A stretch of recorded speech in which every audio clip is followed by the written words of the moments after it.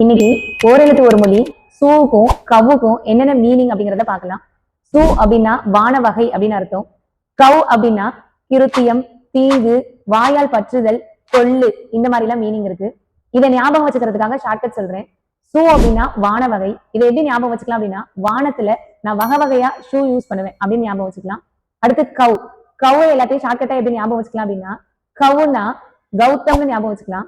கௌதம் கிருத்திகை அன்னைக்கு தீங்கு தர சொற்களை பேசுனா, வாயால பேசுனா கொன்னுடுவாரு. கௌதம் அப்படின்னா கவு, கிருத்திகை அன்னைக்கு அப்படின்னா கிருத்தியம், தீங்கு தர சொல்ல வாயால பேசுனா அப்படின்னா தீங்கு, வாயால் பற்றுதல், கொன்னுடுவாரு அப்படின்னா கொல்லுன்னு அர்த்தம். சோ கௌதம் கிருத்திகை அன்னைக்கு தீங்கு தர சொல்ல வாயால பேசினாலே நம்மளை கொன்னுடுவாரு. இந்த ஷார்ட்கட் ஞாபகம் வச்சிட்டோம் அப்படின்னா கண்டிப்பா ஓரெழுத்து ஒரு மொழி மறக்காது. உங்களுக்கான இன்னைக்கான கொஸ்டின், மா அப்படிங்கிற ஓரெழுத்து ஒரு மொழியோட மீனிங் எல்லாம் கமெண்ட் பண்ணிட்டு போங்க. தேங்க்யூ.